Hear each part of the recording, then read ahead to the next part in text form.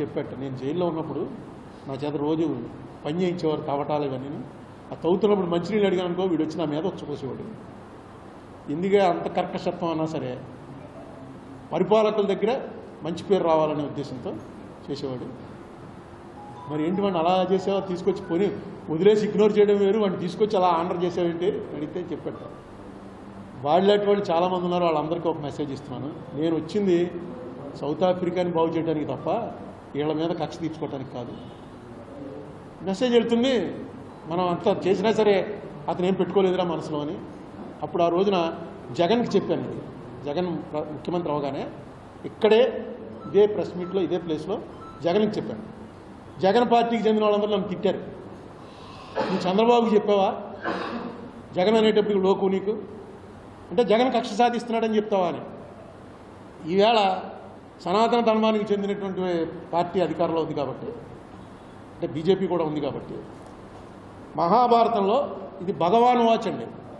మహాభారతంలో అర్జునుడు, కృష్ణుడు, వైశంపాయనుడు, వేదవ్యాసుడు వీళ్ళందరూ మాట్లాడతారు. ఇది డైరెక్ట్గా భగవాన్ మాట్లాడింది. ఏమని? శపథా యత్ కృతం పుణ్యం శప్యమానంతు గచ్చతి, శప్యమానస్య యత్ పాపం శపంతు మనుగచ్చతి. దేవుడు చెప్పాడు డైరెక్ట్గా. ఏమని? నిన్ను తిట్టేవాడు నాడే వాడి పుణ్యమంతా నీకు వచ్చేస్తుంది. నన్ను తిట్టేవాడు పుణ్యం ఏంటని, అదో వాడు పాపాత్ముడు అందుకే తిడుతున్నాడు, వాడికి పుణ్యం ఏముంటుందంటే ఇంకో వెసులుబాటు ఇచ్చాను. తిట్లు తినేవాడి పాపం ఏదైతే ఉంటుందో ఆ మొత్తం తిట్టేవాడికి వెళ్ళిపోతుంది. వాడి పుణ్యం మనకు వచ్చేస్తుంది, మన పాపం వాడికి వెళ్ళిపోతుంది. ఇది మనసులో పెట్టుకోండి. ఏటో మొన్న చూశాను, ఎవరో సినిమా ఆయన పేరేంటి, ఒక ఆయన అలా మొత్తం ఇండియా ఆంధ్రప్రదేశ్లో ఉన్న అన్ని పోలీస్ స్టేషన్లో కేసులు పెట్టేసి పోసాని ఆంధ్రప్రదేశ్లో ఉన్న అన్ని చోట్ల పెట్టేశారు. పెట్టేసి అక్కడి నుంచి ఇక్కడికి ఏంటి రాతం చేసిందంటే మీడియా ముందుకు వచ్చి తిట్టాడు. తిట్టేందుకు వేరే సెక్షన్లు ఉంటాయి. ఏ సెక్షన్ పెట్టారు తెలుసా? 111. ఒక్కసారి 111 అన్నది మీరు చూసినట్టయితే కొత్తగా వచ్చింది ఆ సెక్షన్, ఇంతకుముందు లేదు. ఈయన మోడీ గారు వచ్చిన తర్వాత దీని పేరు కూడా మార్చేశారు. ఇప్పుడు భారతీయ న్యాయ సంహిత అనేది పెట్టారు, బిఎన్ఎస్ పెట్టి దాంట్లో ఒక సెక్షను నేను మొన్న చూశాను. ఈ 111 సెక్షన్ ఎక్కడిదిరా అని. దాని ప్రకారం ఎవరి మీద పెట్టచ్చు అంటే ఈ సెక్షను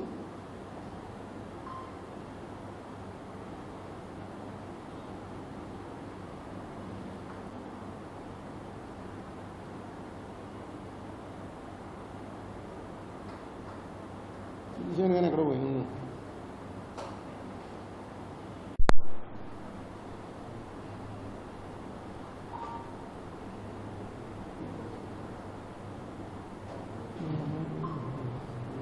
చెప్తారండి, వస్తుంది. దీనికి ఇది లేదు కదా, వైఫై లేదు, పెట్టాను, వస్తుంది. 111 సెక్షన్ పెట్టేశారు. పెట్టేసి మొత్తం తిప్పారు. నాకు అనిపించింది ఇది శపమానం. ఇది ఒకసారి పెట్టుకోండి, శపమానం ఒకసారి వినండి. తిట్టినవాడు వేరే కేసులు ఉన్నాయి, డెఫమేషన్లు ఉన్నాయి. ఇంత భయంకరంగా చేయక్కలేదు. అలాగే ఇప్పుడు ఆంజనేయులు గారి ఉంది. ఆంజనేయులు వచ్చాడా?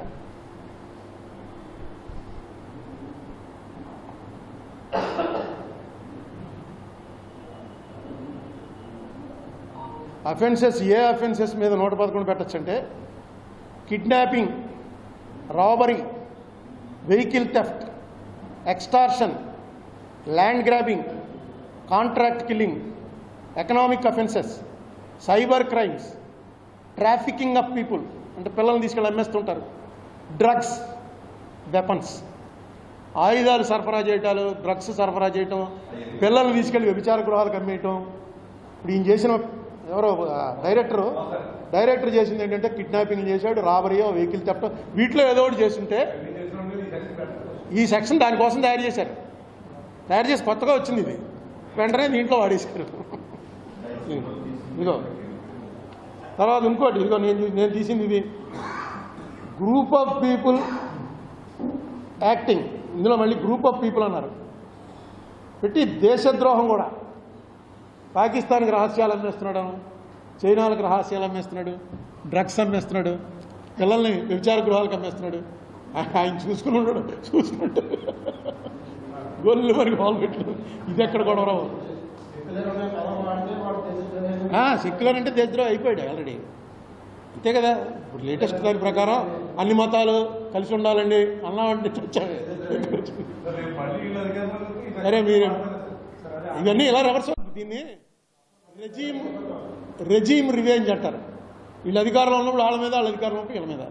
ఈ ఆంజనేయులు గారిని నేను కలవడం పూర్తిగా నాకు 20 ఏళ్ళ క్రితం నుంచి, అంటే నేను ఎంపీ అయిన తర్వాత చాలామంది ఐఏఎస్ వాళ్ళు, ఐపీఎస్ వాళ్ళు, ఆఫీసర్స్ న్యాచురల్గా కలుస్తారు. కొంతమంది ఫ్రెండ్స్ అయిపోతారు, కొంతమంది అసలు ఇప్పుడు గుర్తు కూడా పట్టరు, కొంతమంది పరిచయస్తులుగా ఉంటారు. అట్లా స్టేజ్లు ఉంటాయి. అలాగా ఫ్రెండ్గా అయిపోయినటువంటి ఆఫీసర్లు కొంతమందిలో ఈ ఆంజనేయులు గారు ఒకడు. ఈయన కొన్నాళ్ళు ఢిల్లీలో పనిచేస్తున్నప్పుడు కూడా నేను ఢిల్లీ వెళ్తే ఫోన్ చేయడం, ఎక్కడ ఉన్నారని అడగటం, ఈయనతో మంచి టచ్లో ఉంది. ఈయన ఇంటికి కూడా వెళ్ళాను. వీళ్ళ ఆవిడ కూడా నాకు బాగా తెలుసు, పిల్లలు బాగా తెలుసు. మన జంజాల గారు వియ్యంకుడు, సినిమా డైరెక్టర్ జంజాల గారు వియ్యంకుడు. నాకు తెలిసి ఇతని మీద ఎప్పుడు కరప్షన్ ఛార్జెస్ అనేది రాలా. జనరల్గా పోలీసు వాళ్ళకి శత్రువులు చాలా ఎక్కువ మంది ఉంటారు, ఇతనికి ఇంకా ఎక్కువ మంది ఉంటారు. ఎందుకంటే ఇతన్ని చంద్రబాబు నాయుడు గారి టైంలో 5 జిల్లాలకు ఎస్పీగా వేశారు. నాకు తెలిసి ఎక్కడికి వెళ్తే అక్కడ టెర్రర్ క్రియేట్ చేశాడు. మెయిన్ రౌడీయిజము, ఫ్యాక్షనిజము ఈ రెండింటి మీద చాలా తీవ్రంగా పోయాడు. అందుకే రాజశేఖర రెడ్డి గారు సీఎం అవగానే రాజశేఖర రెడ్డి గారికి ఒక హ్యూమన్ టచ్ ఉంటుంది. ఓన్లీ ఇతను ఒక ఆఫీసరు, నేను ఒక సీఎం అన్నట్టుగా ఇప్పుడు చూడడు. రాజశేఖర రెడ్డి గారే ఇతన్ని, బహుశా రాజశేఖర రెడ్డి గారు ఒక్కడే ఉంటాడు. వాట్ మిస్టర్ అంజన్ అని పట్టుకొని పొదమి గుర్తుండేవాడు. ఈయన అప్పుడు ఇంటెలిజెన్స్లో ఉండేవాడు. అది దాంతో ఈయన కొంచెం ఇదయ్యి జగన్మోహన్ రెడ్డికి కూడా బాగా దగ్గర అయ్యాడు, ఇంటెలిజెన్స్లో ఉన్నాడు, చేశాడు. ఆయన వెళ్ళి నేను అంతకు ముందే అందరూ యాంటిసిపేటరీ బెయిల్ తీసుకుంటున్నప్పుడే ఆయనకి ఫోన్ చేసి చెప్పాను, మీరు కూడా తీసుకుంటున్నారా యాంటిసిపేటరీ బెయిల్ అని. లేదండి నేను ఓ 10 రోజులు జైలుకి వెళ్ళి వస్తాను అన్నాడు. నాకు అర్థం అలా ఏంటి ఎలా జోకేస్తున్నాడు అంటే, సరేలే అనుకుని మీరు వెళ్ళండి జైలుకి, నేను చూడటానికి వస్తానులేండి అన్నాను. ఆయన నవ్వేశాడు, నేను నవ్వేశాను. నాకు ఆ మాట గుర్తుండిపోయింది. నేనేమనుకున్నానంటే ఆ లెవెల్ వాడిని పంపితే రాజమండ్రి పంపుతారు అనుకున్నాను. డీజీ లెవెల్ నాకు తెలిసి ఇండియాలో ఇతను అక్కడ ఫస్ట్ అరెస్ట్ అయినాడు. డీజీ లెవెల్ వాళ్ళు ఎవరిని అరెస్ట్ చేయలే ఇప్పటివరకు. ఫస్ట్ మ్యాన్ అరెస్ట్ అయ్యి జైలుకి వెళ్ళినవాడు. అరెస్ట్ అయ్యారేమో తెలియదు కానీ బెయిల్ ఇచ్చేస్తారు, జైలుకి వెళ్ళాడు. తర్వాత అతను అరెస్ట్ అయ్యి లోపల ఉన్నాడని తెలిసినప్పుడు మనం చూడటానికి వెళ్ళాను. ఎందుకంటే బాబు ఎండలో పడి ఎలా వచ్చారంటే, నేను మాట అన్నాను కదా చూడటానికి వచ్చాను అంటే, ఇంకా కొన్నాళ్ళు కొంచెం వర్షాలు పడ్డాక రావాల్సిందని అంటే ఇంకా ఎన్నాళ్ళు ఉంటావా బాబు అన్నాను. అప్పుడే ఎక్కడ వదులుతారు ఉంచుతారు. నేను మెంటల్గా ప్రిపేర్ అయ్యాను. ఇంకా ఓకే అప్పుడే ఆవేళ ఏదో ఏపీ పేపర్లో ఈనాడులో ఏదొస్తే అది మొన్ననాడు చేస్తారు వాళ్ళు. ఈనాడులో ఏదొచ్చినా మొన్ననాడు అది జరుగుతుందన్నమాట. సర్వీస్ కమిషన్లో ఏదో జరిగిందని చేస్తారు, సరే పెడతారు. నాకు అర్థం కాని విషయం ఏంటంటే ఈ పర్టికులర్ కేసులో ఒక మనిషి ఎవడో పోలీస్ స్టేషన్కి వెళ్ళి కేసు పెట్టాడు. కేసు పెడితే పోలీసు వాళ్ళు ఏం చేయాలి? కేసు రిజిస్టర్ చేసుకోవాలా, లేకపోతే వీడు మనిషి మంచివాడు కాదని, సరైనడు కాదని కేసు రిజిస్టర్ చేయకుండా ఆగడానికి పోలీసులకు హక్కు ఉందా? పోలీసు వాళ్ళకి ఒక కేసు పెట్టాడు ఎవడో వచ్చి ఒక అమ్మాయి మీద. ఆ అమ్మాయిని తీసుకొచ్చేశారు, జైల్లో పెట్టేశారు. పెట్టేసి ఏం చేశారు? జైల్లో పెట్టేసి ఏం చేశారు? బెయిల్ రాగానే విడిచేశారు. ఆ కేసు ఇంకా తేలా. అప్పుడే ఆ అమ్మాయి మళ్ళీ వచ్చి నన్ను అన్యాయంగా కేసు పెట్టారంటే ఎస్పీలు, డీజీలు, పోలీసు వాళ్ళు ఎవడన్నా పని చేయగలడు అసలు? ఎందుకు తీసుకొచ్చారు? నేను ఈయన చూసి వచ్చిన తర్వాత మొత్తం నెట్లో చూస్తున్నా తెలిసింది ఏంటంటే, ఆవిడ ఒక పెద్ద పారిశ్రామికవేత్త మీద రేప్ కేసు పెట్టింది. రేపు చేయడం ప్రయత్నం చేయడం కాదు, రేప్ కేసు పెట్టింది. ఆ రేప్ కేసుని విత్డ్రా చేయించమని ఎలాగోలాగా నీ దౌర్జన్యం చేసి ఆ అమ్మాయి చేత విత్డ్రా చేయించని ఆ ఎవడైతే ఉన్నాడో అతను ఎవడో ఏషియా ఖండంలో 7వ రిచెస్ట్, ఏషియా ఖండంలోనే రిచెస్ట్ వాళ్ళ వరుసలో 7వ వాడు. 2,35,000 కోట్ల రూపాయలు వాడి నెట్వర్త్, వాళ్ళ కంపెనీ వర్త్. వాడు వచ్చి అప్పటి సీఎం జగన్మోహన్ రెడ్డిని అడిగాడని, జగన్మోహన్ రెడ్డి తీసుకొచ్చి ఆ అమ్మాయి చేత చేసాడు. కేసు విత్డ్రా అయిందా లేదో తెలియదు, ఆ కేసు ఏమైందో తెలియదు. కానీ ఆవిడ వీళ్ళ మీద ఇచ్చిన కంప్లైంట్లు ఏం రాసిందంటే, ఆ కేసుకి నేను వెళ్లకుండా ఉండటం కోసం నన్ను తీసుకొచ్చి ఇక్కడ జైల్లో పెట్టారు. ఆ కేసుకి పలానా డేట్ ఇచ్చింది కోర్టు ముందెళ్ళి చెప్పాలి. ఆవిడ చెప్పడానికి వీలు లేకుండా చేయడం కోసం ఇలా చేశారు అని ఆవిడ కంప్లైంట్లో రాసింది. కంప్లైంట్ తెప్పించాను. ఇదిగో ఇప్పుడు బాంబే వాళ్ళతో పంపించాను, ఎవరో తెలిసిన ఫ్రెండ్స్ ఉంటారు కదా, అక్కడ ఏమైందో కేసు అని తెప్పిస్తాను. ఇది చిన్న విషయం కాదు. ఇది అసలు పోలీసులు పని చేయాలా అక్కర్లేదా, ఏం చేయాలి? ఒకవేళ నిజంగా ఆవిడ వచ్చి నన్ను అన్యాయంగా కేసులో ఇరికించారని పెట్టాలంటే దానికి ప్రొసీజర్ ఉంది. దానికి ఏంటి సెక్షను? ఇప్పుడు కొత్త బిఎన్ఎస్ పాత అయితే 195 ఐపీసీ, కొత్త బిఎన్ఎస్ సెక్షన్ ప్రకారం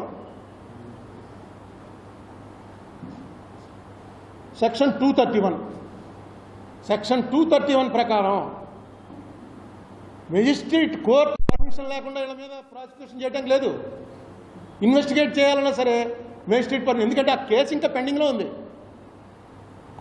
ఎవరైతే ఆవిడ నా ఆస్తులేవో ఫోర్జరీ చేసిందని కంప్లైంట్ ఇచ్చాడో ఆ కేసు ఇంకా పెండింగ్లో ఉండగా ఈ కేసు ఎలా బుక్ చేస్తారు? బుక్ చేయాలంటే ఈ సెక్షన్ ప్రకారం పర్మిషన్ తీసుకుని చేయాలి. అది చట్టం. తీసుకున్నారా? లేదు. పోలీసు వాళ్ళని తీసుకెళ్ళి లోపలేటువంటి నువ్వు జగన్ తప్పు చేశాడంటే జగన్ మీద పెట్టు కేసు. జగన్ వచ్చి నిన్ను లోపలెట్టాడు, నువ్వు వెళ్ళి జగన్ లోపలెట్టు. అసలు రేపు నుంచే పోలీసు వాళ్ళు ఎవడన్నా ఇప్పుడు ఎమ్మెల్యేలు వాళ్ళు ఫోన్ చేసి చెప్తుంటారు, ఏమండి ఏంటి ఇంకా అరెస్ట్ చేయలేదు అరుణ్ కుమార్ని? నేను చెప్పాం అంటే సార్ కాగితం రాసి పంపించండి, ఆ కాగితం నోటరీ చేయించండి, ఆ నోటరీ చేయించి ఆ కాగితం పంపిస్తే ఆ కాగితం నేను ముందు వెరిఫై చేస్తాను, మీదో కాదో వెరిఫై చేసి అప్పుడు యాక్షన్ తీసుకుంటాను. పోలీసు వాళ్ళు ఎవడమాట అండి. ఇంకా ఇప్పటికే పోలీసు ఉద్యోగం అంటే ఎవడధికారులు కేడీగాని తీసుకొచ్చి లోపలికి వెళ్ళి సార్ అంటున్నారు. ఏమో రేపాడు ఎమ్మెల్యే అవుతాడో ఎంపీ అవుతాడో, ఎందుకు వచ్చిన రిస్క్? వాళ్ళతోటి మనలాంటి మామూలు మనుషులు ఏమన్నా వాళ్ళు అరెస్ట్ చేస్తారు, కానీ కేడీగాళ్ళని వాళ్ళని అరెస్ట్ చేయడం మానేశారు. రిస్క్ ఎందుకని? ఎప్పుడో మా చిన్నప్పుడు వచ్చింది అర్ధసత్య అని ఒక పిక్చర్. అందులో అంతే ఒక కేడీగాడ ఆ ఏరియాలో పెద్ద నాయకుడు అయిపోయి ఎవడైతే పోలీసు వాడిని అరెస్ట్ చేసేవాడిని పిలిచారా నాకు ఒక టేబుల్ మీద పెట్టి కాళ్ళెట్టి అలా నిలబడవు ఏమనుకుంటున్నావు అని చెప్పి వాడికేమో ఇటు సెక్యూరిటీ కింద వేస్తారు. మంచి సినిమా చూడండి, ఉంది అర్ధసత్య, ఓంపురి యాక్ట్ చేసాడు, గోవింద్ నిహలాని. జరుగుతోంది అది. వీళ్ళని తీసుకెళ్ళి లోపలేశారు. డీజీ లెవెల్ వాడిని. డీజీ అంటే ఇంకేముంది, ఇంకా డీజీ అంటే అయిపోయిన టాప్ లెవెల్కి వచ్చేసాడు అతన్ని. అందుకే అతను వెళ్తే ఏం లేదు మీరు ఎందుకు వచ్చారు అది అని ఎందుకంటే అంటే అతనికి తెలుసు ఈ కేసుల్లో ఎంత అన్పాపులర్ అవుతుందో తెలిసి ఉంటుంది. అందుకని అవనండి అంటాడు. ఇంకా పెడతారు, ఇంకా కేసులు పెట్టడం చాలా మామూలుగా ఉన్నాడు. ఒకటే ఏంటంటే నేను ఇంతకుముందు జైల్లో చూడటానికి వెళ్ళినప్పుడు ఇది లేదు, ఇప్పుడు కొత్తగా పెట్టారట. ఈ సినిమాల్లో చూపించినట్టు ఒక పెద్ద మెష్ వెనకాల ఆయన ఉంటాడు, యువతల మనం ఉంటాం, అక్కడేమో సీసీ కెమెరా ఉంటుంది. నిజంగా నేను ఇంతకుముందు మాటికి జైలుకి వెళ్ళేవాళ్ళం. ఉత్తినే ఏదో గొడవ చేయడం జైలుకుపోవటం. రామ్మోహన్ అయితే ఎమ్మెల్యేగా ఉండి కూడా జైలుకుపోతుండేవాడు. లోపల హాయిగా ఉంటుందిరా అని ఏదో పాత కేసు వారెంట్ ఇచ్చేసి ఎన్బిడబ్ల్యూ పెట్టించుకోవడం పోవడం, ఇలా ఎప్పుడూ లేదు. సరే తీసుకెళ్ళారు, డీజీనే తీసుకెళ్ళి లోపల పెట్టారు. రేపు పొద్దున్న నుంచి దాంట్లో మొత్తం డిఎస్పీలు ఎస్పీలు వీళ్ళందరూ ఉన్నారు, పోలీసులు అందరూ. ఇది పూర్తిగా నాకు తెలుసున్నటువంటి లా ప్రకారం చూస్తే అసలు ఆ కేసు ఏమైంది? అసలు వాడు ఎవడైతే రేప్ చేశాడో వాడిని ఏం చేశారు? ఈవిడ ఇక్కడ జైల్లో ఉండగా కేసు అక్కడ కొట్టేస్తే అది చెల్లదు. వీడు వెళ్ళి చెప్తున్నారు, పోలీసులు చెప్పాలి. ఆవిడ లేదు, ఎందుకంటే బొంబాయి పోలీసులే అరెస్ట్ చేసి వాళ్ళకి అప్పచెప్పారు. వీళ్ళు వెళ్ళి అరెస్ట్ చేయడానికి లేదు. అక్కడికి వెళ్ళి బొంబాయి పోలీసులకి వారెంట్ పట్టుకెళ్ళిస్తారు, బొంబాయి పోలీసులే అరెస్ట్ చేసి వాళ్ళకి అప్పచెప్తారు, సంతకం పెట్టి. అందులో ప్రొసీజర్లో ఏమన్నా ల్యాప్సెస్ వస్తే పోలీసు వాళ్ళ మీద మెమోలు ఇస్తారు. అరెస్ట్ చేసి లోపలట్టం ఏంటి? తేలని కేసు. ఆ కేసు తేలిపోయి ఆ కంప్లైంట్ ఇచ్చినటువంటి అమ్మాయి మీద కంప్లైంట్ ఇచ్చిన వాడు అంతా కూడా తప్పే అని తేలినా రివర్స్ ప్రాసిక్యూషన్ ఉండదు. దానికి మళ్ళీ సివిల్ లా ఆఫ్ టార్ట్స్లో ఉంటుంది. కాంపన్సేషన్ క్లెయిమ్ చేసి వాళ్ళ దగ్గర వసూలు చేయొచ్చు పోలీసుల్ని, అందరి మీద అప్పుడు కేసు పెట్టచ్చు. ఇంకో విచిత్రం ఏంటంటే పోలీసులు కాన్స్పిరసీ చేశారట. పోలీస్ స్టేషన్లో పోలీసులు చేసేదే కుట్ర. రోజు వాళ్ళు కూర్చొని చేసే పని ఏంటండి? ఎస్పీలు డిఎస్పీలు వీళ్ళందరూ ఎందుకు స్టేషన్లో కానిస్టేబుల్ సీట్ సరిపోరా? వీళ్ళందరూ కూర్చుని ఇదిగోనండి పలానా వాడండి అరుణ్ కుమార్ అన్నవాడు ఇలా నేరాలు చేసేస్తున్నాడండి, ఊళ్ళో తిరుగుతున్నాడండి, ఆడికేమో ఇక్కడ ఎమ్మెల్యే సపోర్ట్ అండి, ఎంపీ సపోర్ట్ అండి, ఏం చేయాలండి అంటే నువ్వు జాగ్రత్తగా వాచ్ చేయి. ఆడి దగ్గర వాళ్ళ ఇంట్లో పనిచేసే వాచ్మెన్ అడిగాడు ఊరు వెళ్తున్నప్పుడు జాగ్రత్తగా చూసుకుని ఏ కొవ్వూరు దాటిన తర్వాత తక్కువ కారు వచ్చేసి లాక్కెళ్ళి పక్కనే ఉన్న నల్లజల పోలీస్ స్టేషన్లో పారేసి ఫుల్ కోటింగ్ ఇచ్చేయండి. నల్లజల పోలీస్ స్టేషన్లో కంప్లైంట్ ఎవరి దగ్గర తీసుకో కారు గుద్దేసిపోయిందని మనం తెలిసేటప్పటికి ఎమ్మెల్యే గారు ఎంపీ గారు ఫోన్ చేసేటప్పుడు వదిలేదు వాళ్ళు ఎవరో తెలియదండి అని. ఏం చేస్తారు పోలీసులు? బోల్డ్ అని పోలీసులు చేసేంత చేయకపోతే మనం బతకలేము. పలుకుబడి ఉన్నవాడు కనుక వాడు ఏమైనా చేయగలను అనుకుంటే మనం బతకగలమా? మనకేం పలుకుబడింది? రోడ్డు మీద తిరగలమా? చేస్తారు పోలీసులు. అందులో ఎక్స్ట్రీమ్లు ఉంటాయి. ఎక్స్ట్రీమ్ చేసిన వాడు దొరుకుతూ ఉంటాడు, వాడిని పట్టుకెళ్తూ ఉంటారు. ఇప్పుడు నక్సలైట్లు ఉంది, నక్సలైట్తో వెళ్ళి పోలీసులు రాజీ పడలేరా? వాళ్ళకి తెలీదా? వెళ్ళిపోయి ఆ నక్సలైట్లు వాళ్ళతో ఫ్యామిలీతో రే మిమ్మల్ని ఏం చేయరా బాబు, మమ్మల్ని ఏం చేయొద్దని చెప్పని కుట్ర. నక్సలైట్లు కాల్చడం అంతా కుట్రే. జాగ్రత్తగా కాపు కాసి ఎక్కడ మీటింగ్ పెట్టుకుంటున్నారో వాడు పిల్లల్ని అడిగో ఎవరినో అడిగి తెలుసుకుని జాగ్రత్తగా వెళ్ళి వాళ్ళని కాపితే ఆ నీళ్ళు కాల్చడంలో ఇళ్ళు చచ్చిపోతుంటారు. నక్సలైట్లను చంపడానికి వీళ్ళంతా కుట్ర చేశారు. ఇంకా విచిత్రం ఏంటంటే ఒక ప్లేడర్ గారితో కలిసి కుట్ర చేశారట. ప్లేడర్ కుట్ర ఏంటి అసలు? ప్లేడర్ అలా అయితే కోర్టులో జడ్జి గారు ప్లేడర్ కలిసి కుట్ర చేసి శిక్షలు వేసేస్తున్నారండి. కుట్ర అన్న పదానికి 120B అన్న పదానికి పోలీసుల మీద తీసుకొచ్చి పెట్టడం అనేది ఏం చెప్తాం అండి? ఖచ్చితంగా చెప్తున్నాను కదా, శపమానం గచ్చతి. అది వాళ్ళకి ఎక్కలేదు. ఇప్పుడు ఎక్కితే వాళ్ళ కంట్రోల్ అవుతారు.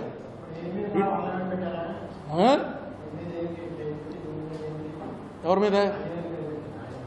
ఆ రోజున అమ్మాయిని అరెస్ట్ చేసి తీసుకురావడానికి ఆంజనేయులు అనేవాడు ఫోన్ చేసి విశాల్ గున్ని అనేవాడిని నువ్వు మా ఆఫీస్కి రా అని చెప్పి ఆఫీస్లో విశాల్ గున్నితోటి నువ్వు వెంటనే ఆ అమ్మాయిని అరెస్ట్ చేసి ఇక్కడ తీసుకురా అని ఆయన చెప్పాడు. విశాల్ గున్ని రాసిచ్చింది అని చెప్పాడు అంటూ ఇంకో మాట రాశాడు. మరి ఆ మాట ఎందుకు వీళ్ళు పక్క తీశారో. వెంటనే నేను డీజీపీ రాజేంద్రనాథ్ రెడ్డి గారు డీజీపీ గారు ఆఫీస్కి ఫోన్ చేసి అడిగాను, ఏమండి ఇలా పిలిచి నన్ను బొంబాయి పోలీసుల దగ్గరికి పంపించి ఆవిడ ఎవరినో అరెస్ట్ చేసి తీసుకురమ్మంటున్నారు, ఏం చేయమంటామని. ఆయన గో అహెడ్ అని చెప్పిన తర్వాతే అరెస్ట్ చేసి తీసుకొచ్చాము. డీజీపీని వదిలేశారు. ఎందుకంటే డీజీపీ మీద లేదు వాళ్ళకి. సరే అంటే ఈ కేసు నిజంగా ఆంజనేయులు గారు లోపల ఉన్నందుకు ఏమండి పిఎస్ఆర్ అనేది బాబులు అసలు చాలా చాలా ఇదిగా ఏంటంటే మీరు వచ్చారు మా ఆవిడని వాళ్ళని పిల్లలు ఎవరిని రావద్దని చెప్పాను, మా ఫ్యామిలీ ఎవరో చూడడానికి రాక్కర్లేదు అని చెప్పి మీరు వచ్చారు ఇంటికి బాబు. నేను మాట ఇచ్చాను కదా జైల్లో ఉంటే చూడటానికి వస్తానని. అంటే రాజమండ్రికి తీసుకొస్తా అన్నారు. అయితే ఈ ఎండలో పడి ఎందుకు వచ్చారన్నాడు. ఏముంది పర్లేదండి, ఏసీ కారే కదా. ఏంటి సంగతి ఏంటంటే అదే బెయిల్ వచ్చేస్తుంది అనుకున్నాను. బెయిల్ వచ్చేస్తున్నామని వచ్చేలోపు అనుకున్నాను. బెయిల్ ఏమి రాదండి, ఇంకా పెడతారు, ఇంకా కేసులు చాలా పెడతారు.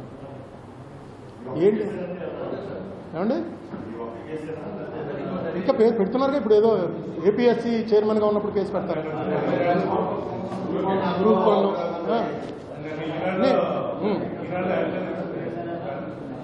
అదే మీకు ఈనాడు పేపర్ మీద ఆయన మీద ఈనాడు పేపర్కి చాలా కక్ష ఉండడానికి అవకాశం ఉంటుంది.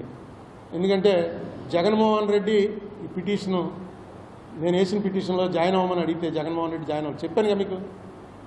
2 ఏళ్ళ తర్వాత అప్పుడు వచ్చి అతను పిటిషన్ వేసాడు నా దానికి సపోర్ట్గా. సహజంగా వీళ్ళు ఏమనుకుంటారంటే ఇది ఆంజనేయులు చేయించాడు అనుకుంటారు.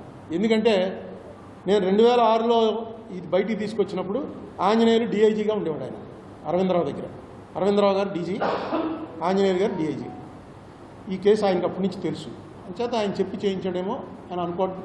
రామోజీరావు గారి వైపుకి ఈనాడు వైపు కన్నెత్తి చూసిన వాడి కళ్ళు పీకేస్తామనే మెసేజ్ ఇవ్వటమే ప్రభుత్వం యొక్క ధర్మం. వాళ్ళకున్న స్నేహం అటువంటిది. సో దానివల్ల చేసి ఉండొచ్చు. దేనివల్ల చేసున్నా ఇప్పుడు ఆంజనేయులు గారు లోపలికి వెళ్ళిపోవటం వల్ల వచ్చిన ప్రమాదం అని కాదు, పోలీస్ వ్యవస్థ మీద ఇది ఎలా ఉండబోతుంది. పోలీసు ఒక కేసు ఇప్పుడు నేను అనుకోవడం ఇది చాలా పెద్ద డిబేట్కి వెళ్తుంది. నాకు బాంబే నుంచి ఆ పేపర్స్ రాగానే మళ్ళీ చెప్తాను, పెద్ద డిబేట్కి దారితీస్తుంది. ఇది చిన్న విషయం కాదు. ఒక డీజీని తీసుకెళ్ళి పెట్టడం. నాకు ఒక డీజీ గుర్తుంది, ఎవరో గిల్ అని పంజాబ్లో ఎంఎస్ గిల్ అనే కేసు నాకు బాగా గుర్తు. ఎందుకంటే ఎంఎస్ గిల్ నా లెక్క ప్రకారం అయితే భారతరత్న ఇవ్వాలి అతనికి. పంజాబ్ మొత్తం మిలిటెన్సీని సింగిల్ మ్యాన్ ఇంకెవడో రెబీరో గారు చేశాడు కానీ చేయలేపాడు రెబీరో. ఎందుకంటే రెబీరో సిక్కు కాదు, వాళ్ళు ఎవరో దగ్గరికి వచ్చేవారు కాదు, రెబీరోని కూడా శత్రు కింద చూసేవారు. ఆ వేళ ఇతను సిక్ అయి ఉండి ఇతను వెళ్ళి అక్కడ డీజీగా జాయిన్ అయ్యి మొత్తం ఒకటే మాట స్టేట్మెంట్ ఇచ్చాడు. ఎవరెవరికైతే బింద్రన్వాలా అమృతధార అని ఒకటి ఇచ్చాడో, అంటే ఒక ఓత్ తీసుకున్నాడు, మీరు ఖలిస్తాన్ కోసం ప్రాణాలు ఇవ్వడానికి సిద్ధంగా ఉండాలి అని. వాళ్ళందరి ప్రాణాలు పోయే వరకు పంజాబ్లో శాంతి రాదు అన్నాడు. డైరెక్ట్గా సిక్ అయ్యింది. మొత్తం డబ్బులు ఖర్చు పెట్టాడు, డబ్బులకు లొంగిపోయే వాళ్ళని డబ్బులతో కొనేశాడు. మేము మామూలుగా చేయలేదు. అతను ఏంట్రా అతను చేసింది తప్పు అంటే, ఒక పార్టీలో అతనికి అప్పటికి 60 ఏళ్ళు, ఓ పార్టీలో ఒక 40 ఏళ్ళు 45 ఏళ్ళు ఉన్న ఐఏఎస్ ఆఫీసరు, ఆ ఆఫీసర్ని పిర్ర మీద కొట్టేట. ఎందుకు కొట్టాడంటే ఫుల్ మందులో ఉన్నాడు. వాళ్ళకి తప్పు లేదు, పంజాబీ వాళ్ళకి ఫుల్ మందులో ఉన్నాడు. ఒకటి కొట్టాడు పిర్ర మీద. 10 ఏళ్ళు నడిచింది కేసు. 10 ఏళ్ళు నడిచి ఇతనికి జైలు శిక్ష చేశారు. జైలు శిక్ష చేసిన తర్వాత మళ్ళీ అప్పీల్ చేసుకున్నాడు. ఏంటి నేను జైలుకు పోవాలా, ఇదే నేను చేసింది, ఇది తప్ప ఏంటి మా చిన్న పిల్లది అని ఏదో మొత్తం వినిపించాడు. ఆవిడ వదల్లా. ఆవిడ ఖచ్చితంగా ఏం లేదు, ఇటు జైలుకి వెళ్ళవలసిందే, క్షమాపణ చెప్తాడంటే నాకు క్షమాపణలు కాదు, జైలుకి వెళ్ళవలసిందే అని పట్టుకుంది. చివరికి మన జ్యుడిషియరీకి ఏం చేయాలో తెలియక ఏం చేశారంటే ఫైన్ కట్టే అని చెప్పి ఆవిడికి ఒక 5 లక్షలు 10 లక్షలు కాంపన్సేషన్ ఇప్పించి ఇతనికి ఏమని ఇచ్చారు స్ట్రిక్చర్స్ అంటే, నువ్వు ఇంకా పబ్లిక్ ప్లేస్లో తాకూడదు, అది శిక్ష అని శిక్ష ఇచ్చి ఆ 10 లక్షలు ఆవిడకి ఇస్తే ఆవిడ ఏం చేసింది, ఒక ఏదో ఓల్డేజ్ హోమ్కో లేడీస్ హోమ్కో డొనేట్ చేస్తున్నాను, నేను డబ్బుల కోసం చేయలేదు అని చేసి. ఎవరు తప్పు అనాలి ఇందులో? నిజంగా ఆవిడ అభిమానం దెబ్బతింది, ఆవిడ ఫైట్ చేసింది. వీడు గిల్ అనేవాడు వీడు అలాంటి వాడు కాబట్టి వాడు ఆపగలిగాడు. అక్కడ అంత కేర్లెస్గా ఉండే డేర్ డెవిల్ టైప్ మనిషి కాబట్టి అంత పెద్ద ఖలిస్తాన్ మూమెంట్ను ఆపగలిగాడు. ఏదో కొట్టాడు పోనీ పెద్దవాళ్ళు ఆయన వదిలేయడానికి ఆవిడ ఒప్పుకోలేదు. పార్టీ పెద్ద అందరూ ఐఏఎస్ ఐపీఎస్ ఆఫీసర్లు ఇలా చేస్తుందని ఆవిడ పట్టుకుంది. ఒక డీజీ అన్నవాడికి జ్యుడిషియరీ అతని బ్యాక్గ్రౌండ్ చూసి ఇచ్చినటువంటి వాల్యూ అది ఇచ్చి ఒక ఇది ఇచ్చారు. తర్వాత నుంచి ఏమైపోయాడు గిల్ అసలు. నేనైతే భారతరత్న వస్తుంది అనుకున్నాను. ఇక నిజంగా కారణంలో ఎంఎస్ గిల్ ఒకడు, ఏపీఎస్ గిల్, ఎంఎస్ గిల్ మంత్రి అనుకుంటాను.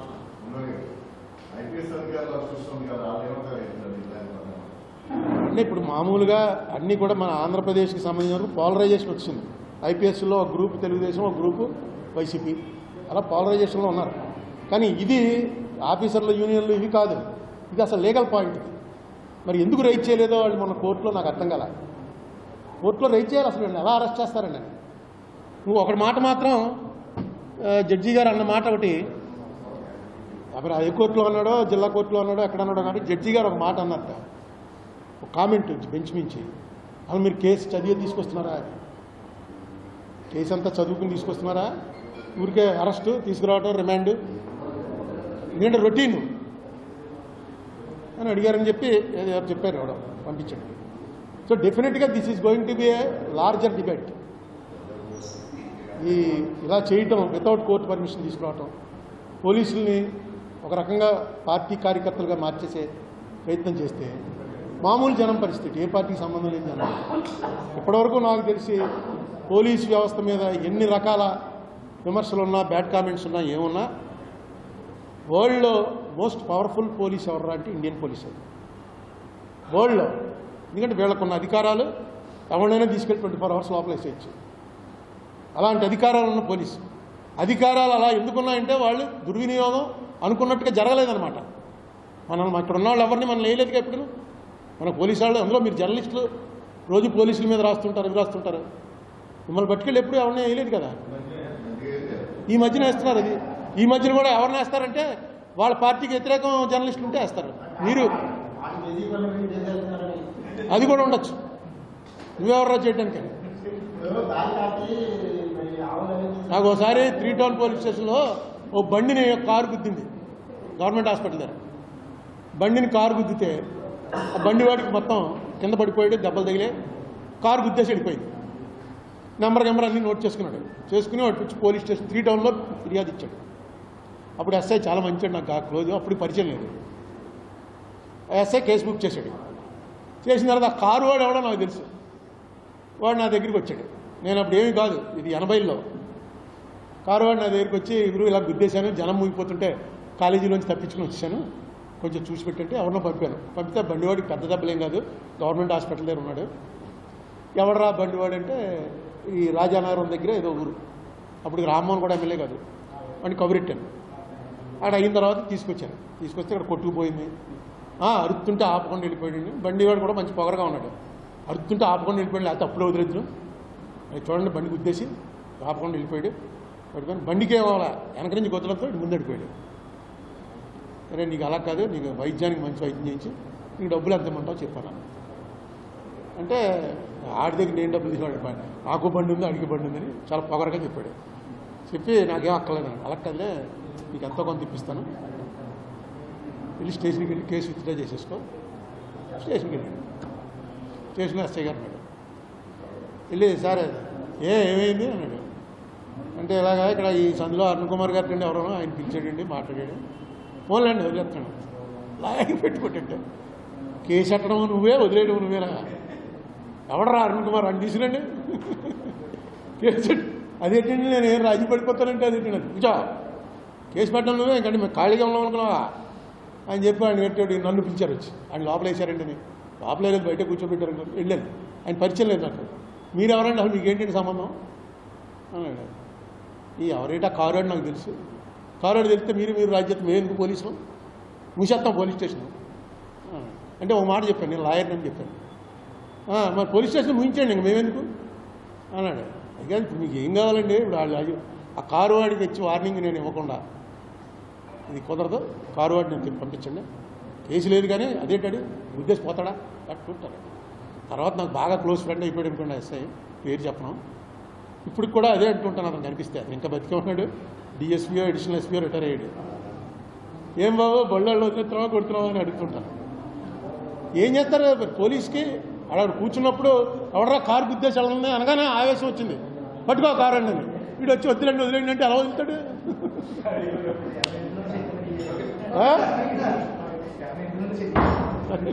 సెటిల్మెంట్ చేసిన మనిషి కాదు ఎస్ఐ, మంచాడు, డబ్బుల గురించి కాదు, కోపం వచ్చింది ఎక్కడో వెళ్ళి రాజీ పడిపోతారా అని.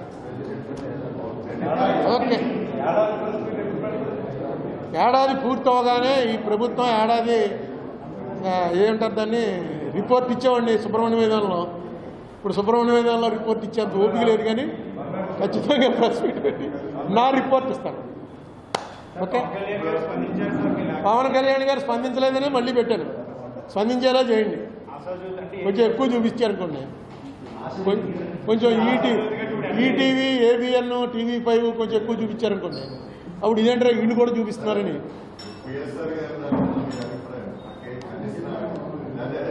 అరే ఇప్పుడు దాకా చేసింది అదే కదండి. అసలు ఇది నాకు ఆ బొంబాయి పేపర్లు రానివ్వండి, లార్జర్ ఇష్యూ ఇది.